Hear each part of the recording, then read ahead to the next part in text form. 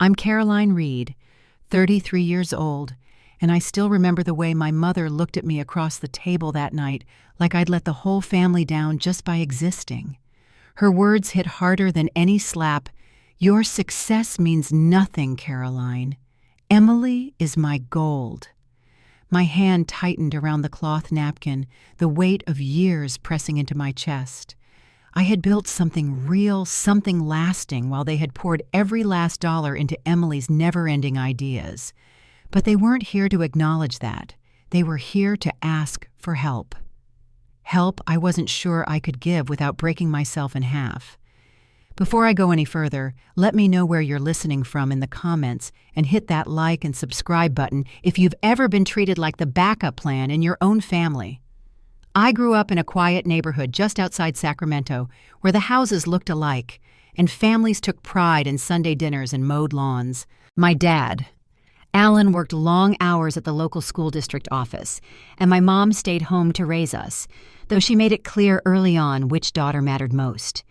I learned the word humble from her, but I also learned that it was often a cover for "don't outshine your sister." Emily was younger by 3 years, but larger than life in our house. Every drawing she taped to the fridge became an exhibit.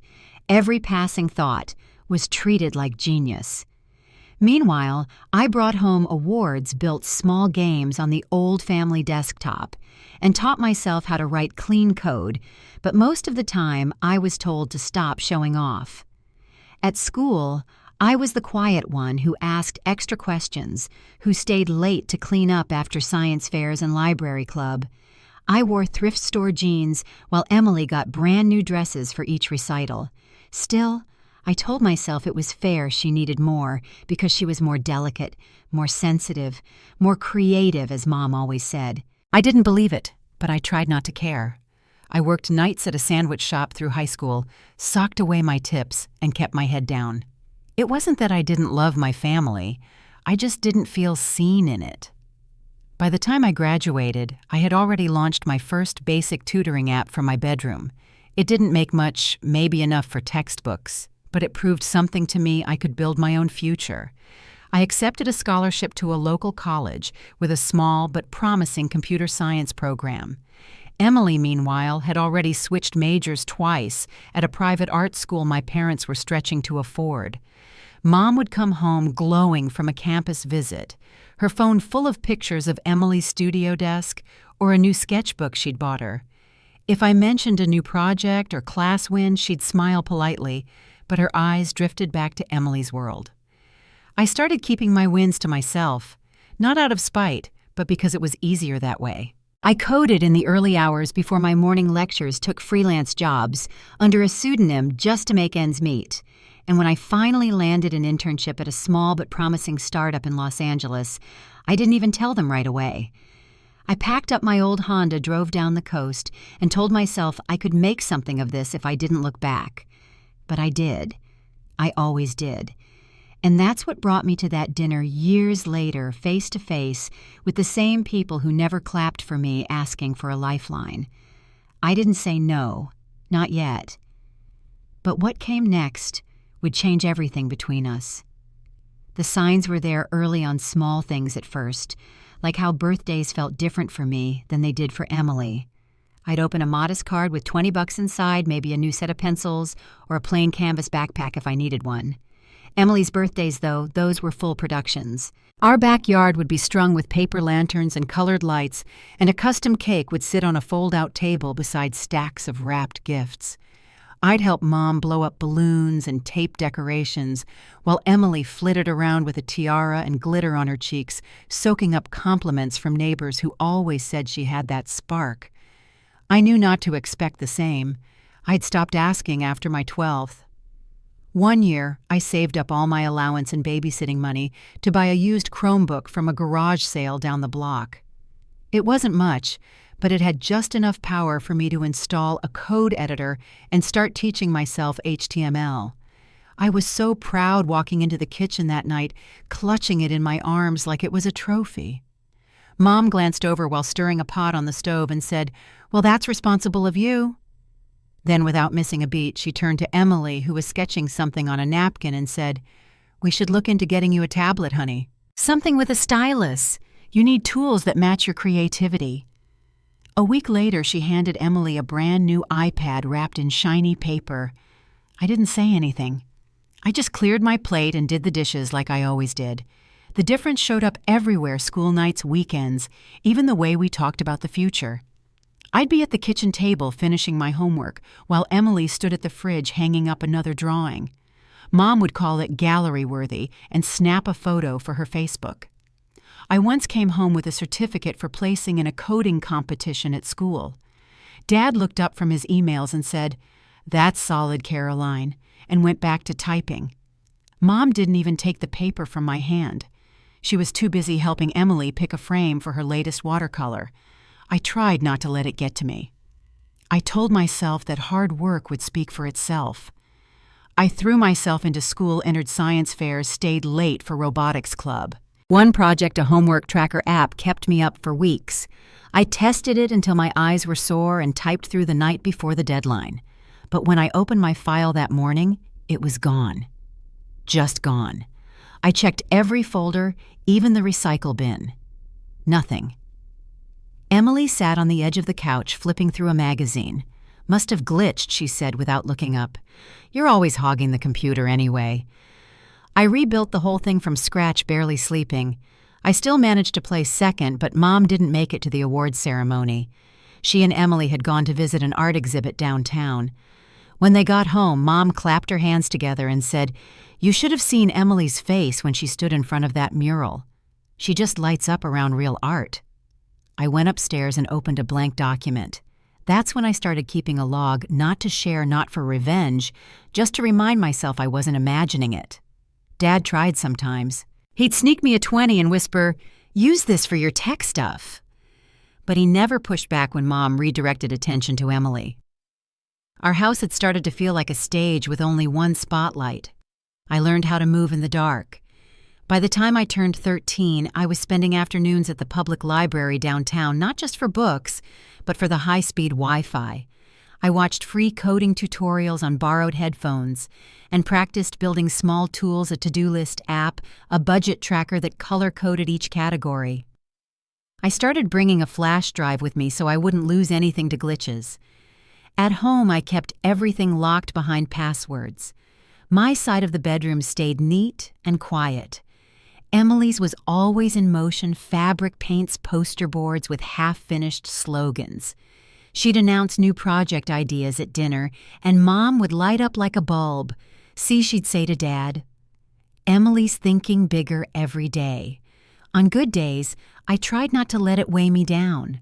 I got a freelance job here and there, fixing broken menus on small business websites. The money wasn't much, but it was mine. Emily didn't work. She said it stifled her creative flow. Mom agreed. She told me once at breakfast, "You don't want to burn out your sister with busy work. Let her build a real portfolio." I nodded and packed my lunch. It wasn't just about recognition. It was access, too. When Emily hinted she wanted to try photography, she got a DSLR camera for Christmas. When I asked about applying to a summer tech camp, Mom said we didn't have the budget. "Those things are expensive, Caroline. Be realistic." Emily's camera sat unused after a month. I never brought up the camp again.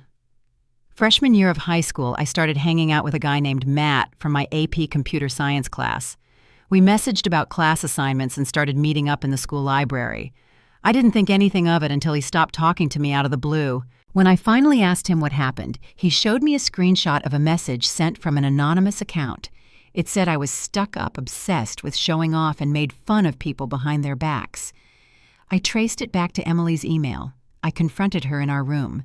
She smiled, closed her laptop, and said, "You're always acting better than everyone. Mom says I'm the one with potential anyway. I told Mom everything."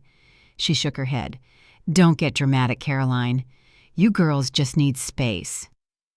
That night, I added another entry to my log under the header Rumors. I stopped telling her when I finished a project or hit a milestone.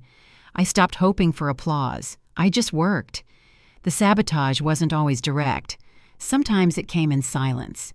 When I landed a part-time job debugging for a local tutoring center's app, I told Dad over dinner.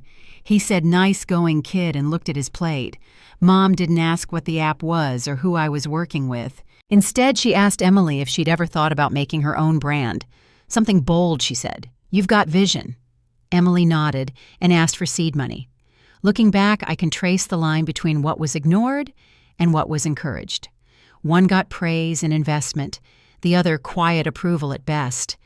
But I kept going. I told myself I'd build something that didn't need their permission to matter. What I didn't know yet, what I couldn't know then, was that Emily's sabotage was only getting started. And soon, the lines between school drama and real-world consequences would blur in ways I wasn't prepared for. After what happened with Matt, I kept more to myself. The messages Emily had sent didn't just hurt my chances with him, they followed me through the rest of sophomore year. People whispered past looks, left me off project groups. One girl in my programming class said, "You're just intense," then avoided me after that. I stopped eating lunch in the quad and started bringing my Chromebook to the library, tucking into the far corner where the outlets worked. I didn't mind the quiet. It gave me time to work. I started building a tool to track anonymous mentions online. Nothing fancy, just something that scraped school forums and flagged certain words. It gave me something to focus on. Late at night, I'd sit at the kitchen table while the rest of the house slept, writing lines of code and sipping cold coffee from a chipped mug. Dad would sometimes walk past in his robe, nod once, and keep moving. We didn't talk much those days, not since the tension in the house had shifted. Mom and Emily's conversations had turned louder, more performative. Plans for her online store, ideas for print runs, color schemes for her brand. At dinner, I'd bring up a freelance job I landed, and Mom would smile halfway through before turning to Emily and asking how the logo design was coming. I didn't argue. I kept my receipts, screenshots of group chats, blurry photos of missed parties, bookmarked links where Emily bragged about dealing with jealous people. I stored everything in a hidden folder encrypted with a password I changed every month. I wasn't planning revenge. I just needed proof that the weight I was carrying wasn't invisible. It became a habit document archive. Move on. Junior year, I took on more client work through freelance sites. Small businesses in need of quick fixes or cleanup jobs. One night, I earned $60 debugging a broken checkout page for a bookstore 2 counties over. I used that money to buy my first secondhand smartphone. I loaded it up with developer tools, productivity apps, and privacy software. A few days later, Emily walked in with a new iPhone still in the box. "For my art portfolio," Mom said, as she handed it over, beaming. I just nodded and kept my hand on my coffee cup. At school, the rumors didn't stop, but they changed. One morning, I overheard someone say, "Emily's sister is that app girl, right? Doesn't she think she's better than everyone?" I didn't correct them. I just finished my homework and left the room. One weekend, I came home to find Emily sitting at the kitchen counter flipping through my journal. I had left it open by accident, thinking she'd gone out. She looked up, grinning. "Ashley is so misunderstood," she read in a sing-song voice, then laughed. "Wow, dramatic much." I took the laptop from her hands and locked the screen without a word. That was the last time I kept anything personal on a shared device. Dad noticed things were off, but he stayed quiet most of the time. Once after dinner, he pulled me aside near the hallway and said, "Don't hold a grudge. She's young." I didn't respond. I just went upstairs and opened a new file, one that logged things not as complaints but as data. What she said when she said it, how it affected the week that followed. I kept entries short. No emotion, just facts. I found comfort in the numbers. Senior year, I focused on college applications. I filled out every financial aid form by hand, triple-checked the deadlines, and uploaded my essays from a Wi-Fi hotspot at the coffee shop 2 blocks from our house. The barista knew me by name and refilled my mug without asking. Emily stayed home most days working on a capsule collection she wanted to post online. "She's thinking about fashion school," Mom told me one night while I was slicing vegetables for dinner. It's expensive, but worth it. She has the eye.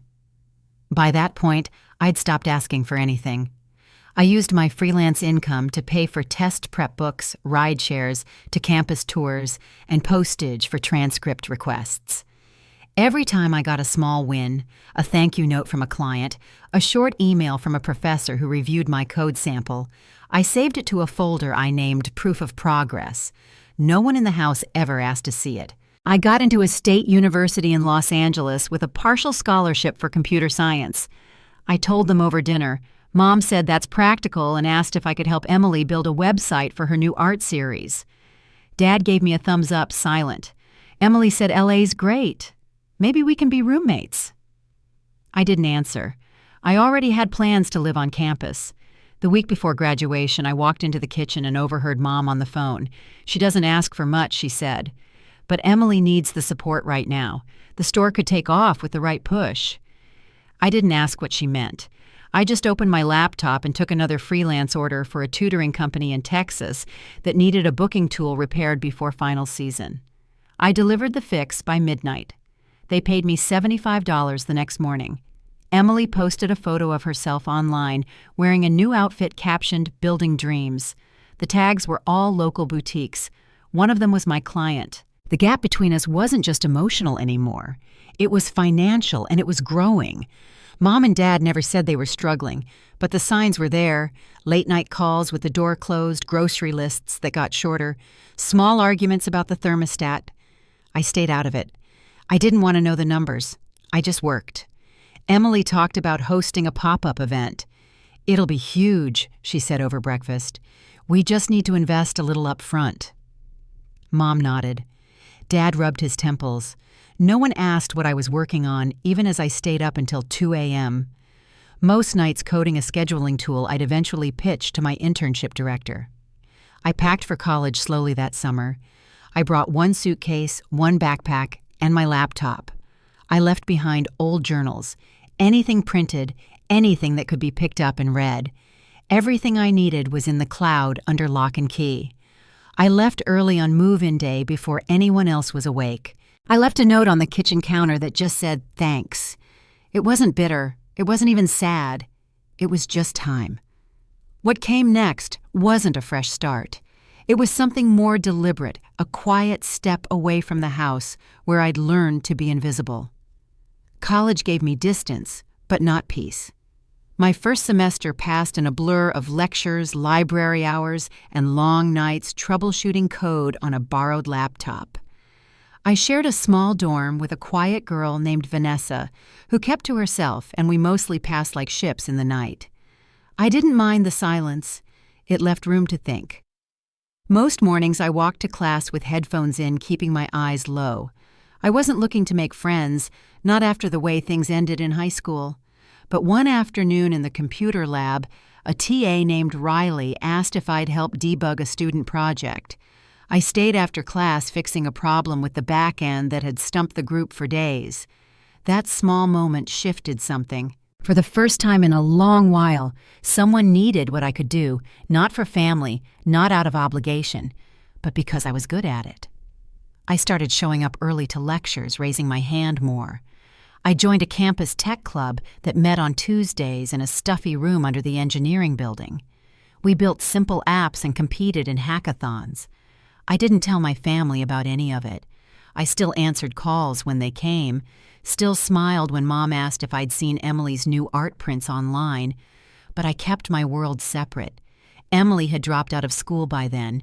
She said the environment was too structured, that true creativity couldn't be boxed in. Mom defended the choice, of course.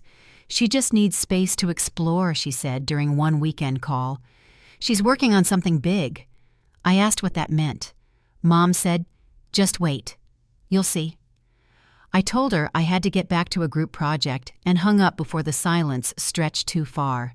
The next week, I got my first paid internship offer, a small startup in Glendale, developing scheduling tools for educators. It didn't pay much, but the team was tight-knit and serious, and they liked my ideas. I updated my resume, bought a used blazer from a consignment store, and took the bus to interviews in shoes that pinched my heels. I never mentioned it at home. Instead, I started using a different name, not legally, just online.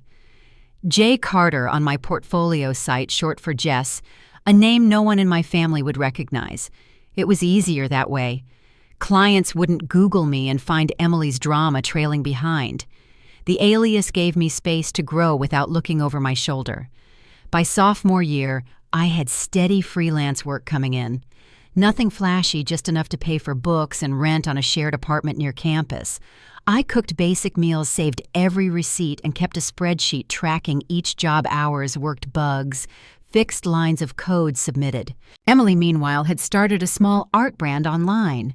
She posted photos of herself painting in natural light captions about following your truth and product links to a store that sold $90 prints. I watched quietly. I didn't say a word. Then came the day I got a call from my internship director. A client had received an anonymous email claiming I missed deadlines and plagiarized code. It shook me. I checked everything twice, then asked a friend in the IT department to help me trace the source. It led back to Emily's IP address. I didn't confront her. I didn't tell my parents. I saved the evidence in my folder, the same one I'd been keeping since I was 14. Then I tripled the security on all my accounts and deleted any trace of my real name from my side projects. That night, I stayed up past 2 a.m. reviewing an offer letter for a new contract. It wasn't just a gig, it was a stake in a small platform that focused on student learning apps. I would be part developer, part partner. I signed it using my alias. Over the next few months, things started to change. I landed more work through referrals. People liked that I met deadlines and solved problems fast. No one knew my story. No one asked. They saw the results and hired me again. Meanwhile, Emily's store began getting bad reviews. Delays, missing shipments, repeated designs. A classmate who ran a blog forwarded me a complaint thread on Reddit. I recognized her product names right away, even though the branding had changed. One morning during a rare call with Dad, he asked if I'd talk to Emily about some back-end stuff. He didn't say why. I said I was too busy and changed the subject. He didn't press. The shift was slow, but it was real. I stopped trying to fix what couldn't be fixed. I stopped waiting for recognition from people who only clapped when someone else held the mic. I worked saved and built something they couldn't touch. By 20, I had a studio apartment with thin walls and a leaky faucet, but it was mine. My laptop sat on a fold-out table near the window. And every morning, I opened it with a quiet sense of purpose. I still kept the folder, the screenshots, the messages, the anonymous tips traced back to familiar sources. Not for revenge, for clarity. When I saw Emily's latest post, a video montage with soft music and vague captions about toxic people, I didn't respond. I closed the app and opened a new project file. This one would eventually turn into the learning platform that changed everything. But at the time, it was just another piece of code on another long night. That's when I realized the gap between us had become something permanent. Not out of anger, but design. The more I pulled away, the clearer my path became. It wasn't about winning, it was about getting out of the shadow. What I didn't expect was how far Emily would go to pull me back in. The first time I truly felt the wall between us harden, it wasn't during an argument. It happened on a Wednesday evening during my junior year as I was walking back from the campus library. A text lit up my phone, an unfamiliar number, but the message was direct. You might want to check this out. Attached was a screenshot of a Reddit thread about small app developers. One post called out a company I'd just signed with, under my alias, accusing them of hiring unethical freelancers who took credit for team projects. My name, the alias I used. Jess Carter was mentioned directly. I froze under the street lamp scrolling through the thread. The claims were vague, but enough to raise suspicion if anyone took them seriously. I called the only person who could help verify where the post had come from, my old friend in the IT club, Liam. He had helped me trace things before. An hour later, he called me back with a confirmed IP address. It was Emily's. I didn't text her. I didn't tell our parents. I just saved the thread, added it to my folder, and submitted a brief statement to the platform's moderators using my alias account. The post came down 2 days later. Quiet, fast, no fanfare. But something in me shifted. I had proof now that Emily's sabotage wasn't just high school cruelty. It had followed me into my adult life. I started locking everything down tighter. 2-factor authentication on every client portal, all freelance contracts under my LLC, registered through a private agent.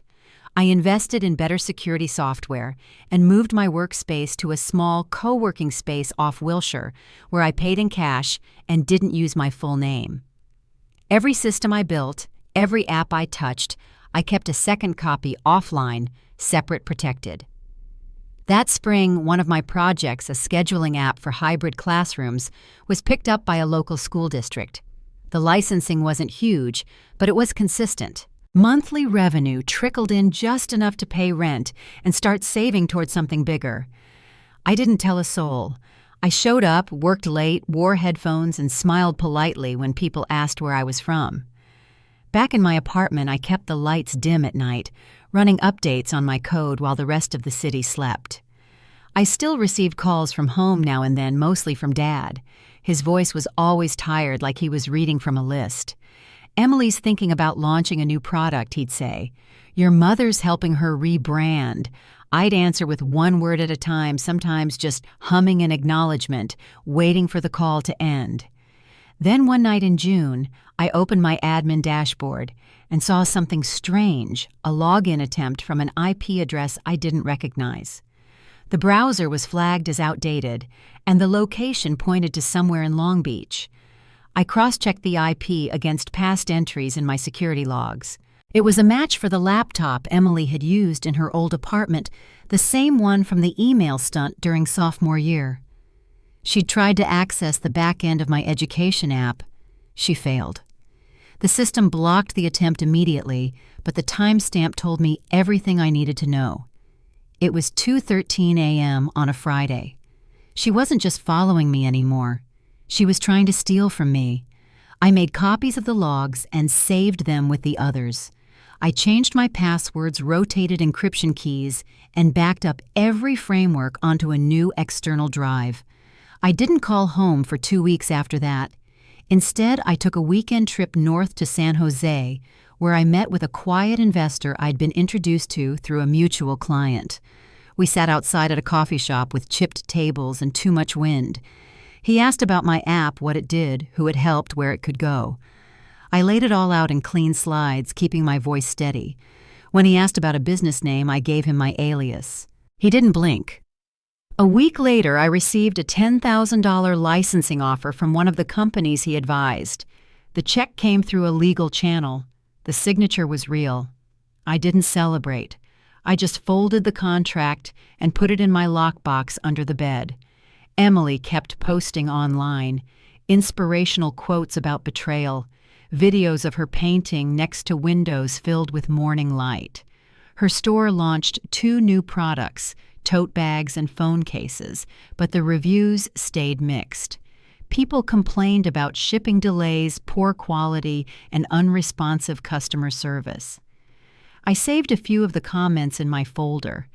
One mentioned an intern who never replied to messages. I recognized the name she used. It was mine, my real name, not the alias. She had listed me as a team member on her site. I filed a takedown request through the hosting platform and sent a formal notice using my registered business account. The page went dark 3 days later. No one from her side followed up. Dad called the following week. "Your sister's having a rough time," he said. "She just needs a little support. You've always been the steady one." I didn't respond right away. Then I said I was heading into a meeting and had to go. By the end of that summer, I had contracts with 2 school districts, a private tutoring company, and a growing wait list for beta testers. I still lived small, same studio, same secondhand desk, same meals prepped in bulk and stored in mismatched containers. But I was moving. Quietly. Intentionally. At night, I'd check my security dashboard before bed, then stare out the window for a while. The city below buzzed with movement, voices, taxis, light. Somewhere in it, my sister was still posting and pretending and guessing at what I was doing, but she didn't know. And that was the first real power I'd ever felt. By 24, I wasn't rich, but I had breathing room. The contracts I'd built under my alias were steady, and one of my apps, the Classroom Planner, had been picked up by a national tutoring chain. It brought in enough to move me out of my drafty studio and into a small loft downtown. Nothing extravagant, just 2 big windows and a corner desk that finally felt like it belonged to me. I upgraded my laptop, replaced my old desk chair with one that didn't wobble and kept working. I still drove a beat-up Civic and wore the same 3 hoodies in rotation, but I didn't mind.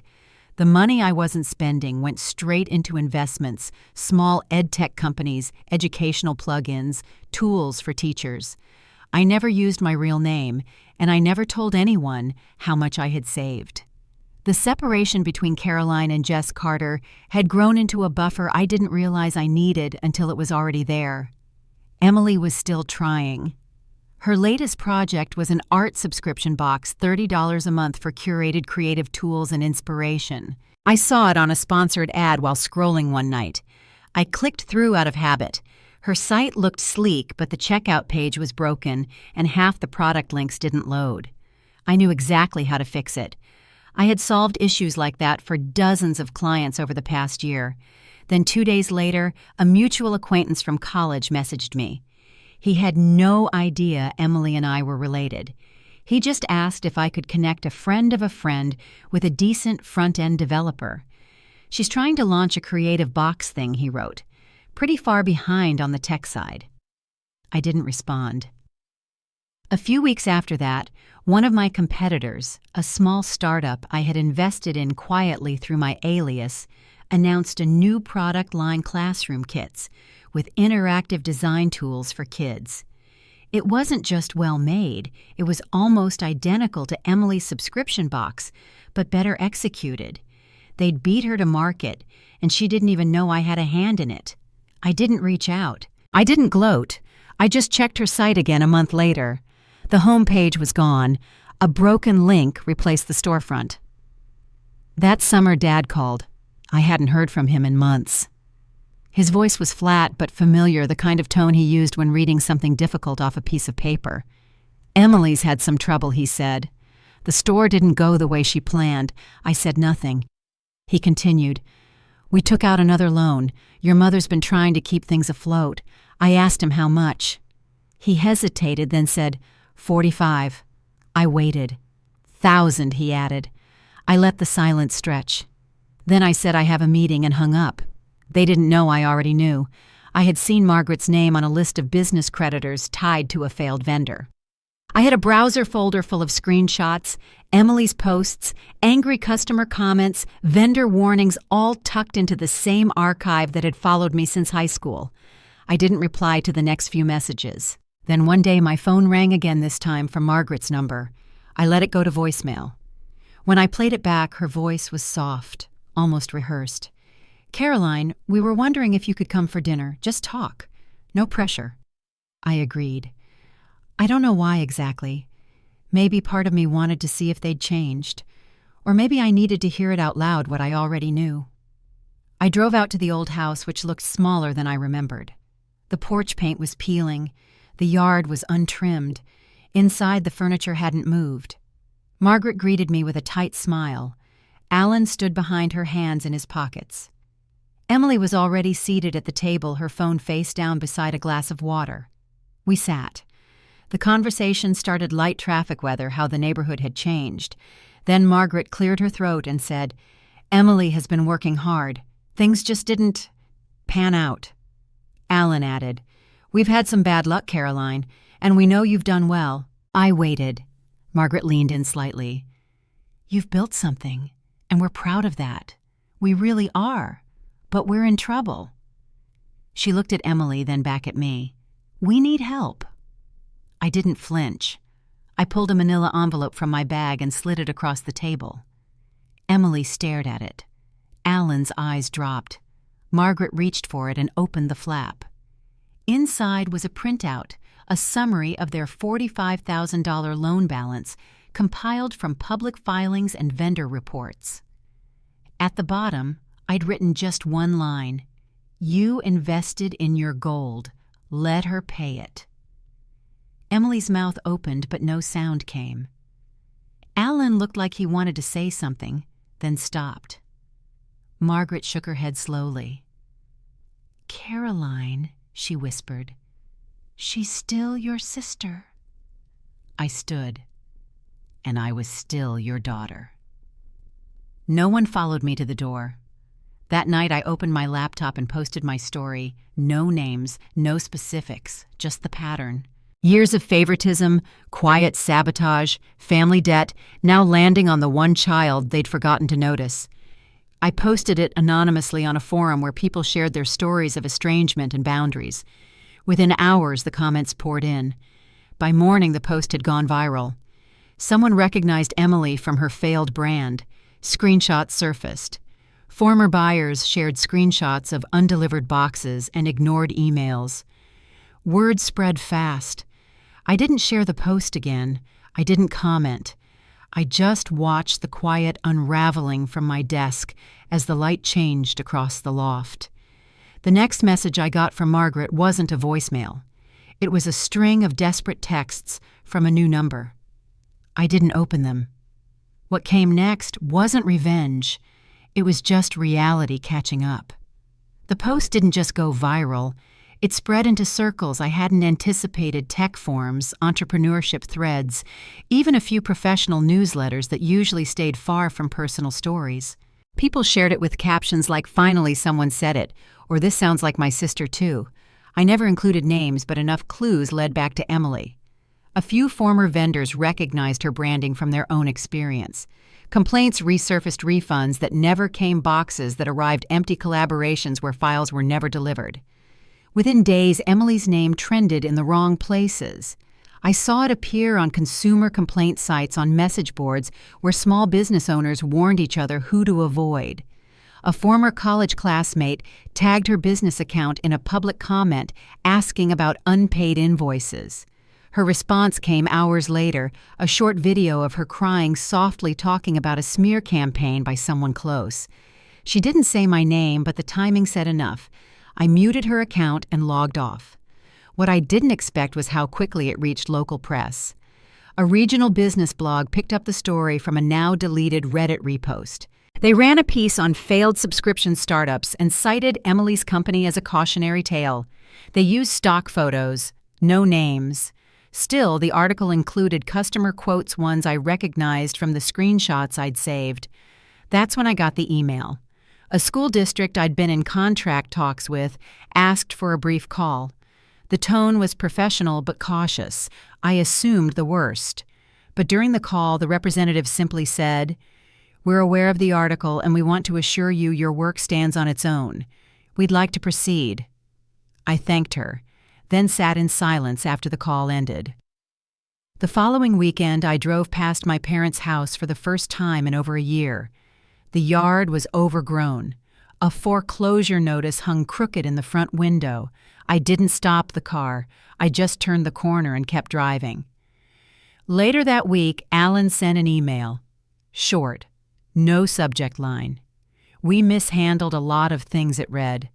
"I'm sorry for not protecting you. I wish I had done more." I stared at it for a long time before closing the tab. I didn't respond. Margaret tried other numbers, texts that started with my name, then turned to pleading, then quiet guilt. "We're still a family," she wrote. "Emily made mistakes, but don't punish us all." I blocked each one as it came. Emily posted less after that. No more art box promotions, no more captions about building dreams. She shifted to vague stories, quotes about betrayal, silence, starting over.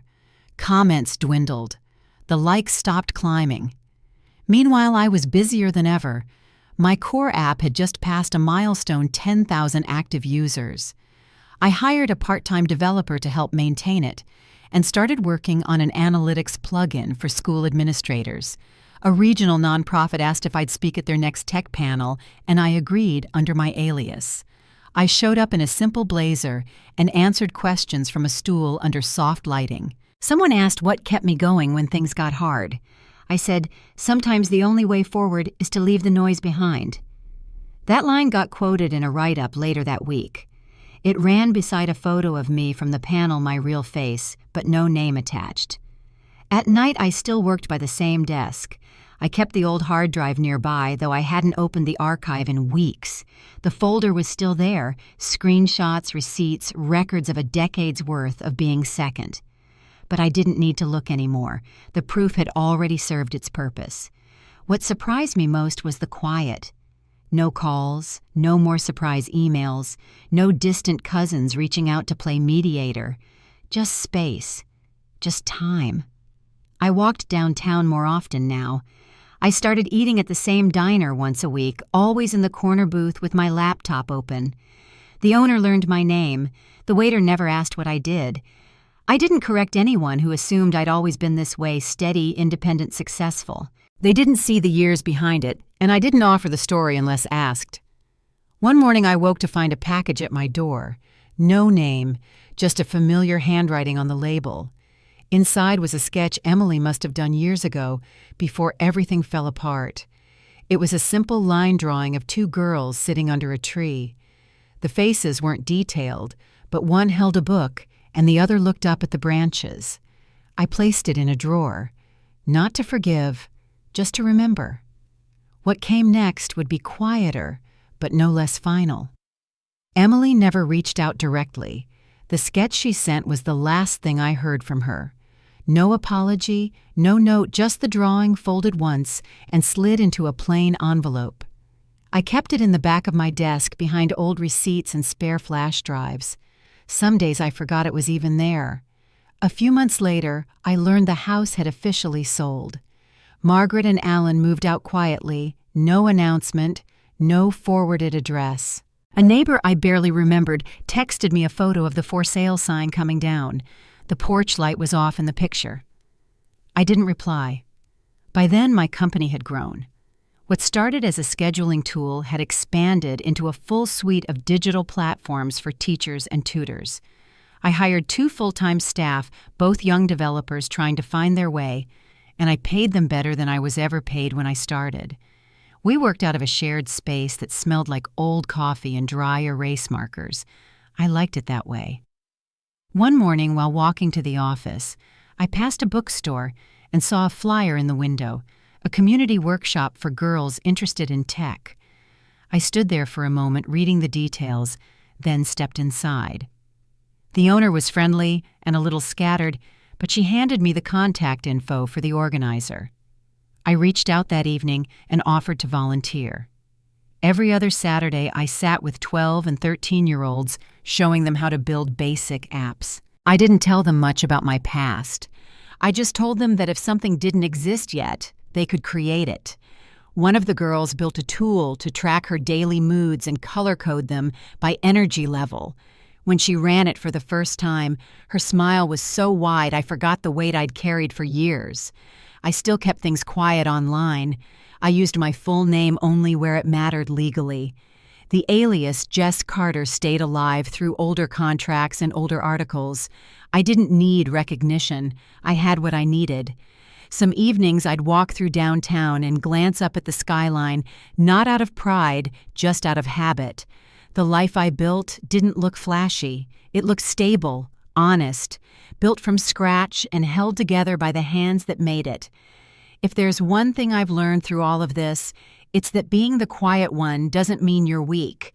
Sometimes it means you're the one doing the real work in the background without applause. I used to wait for someone to see that.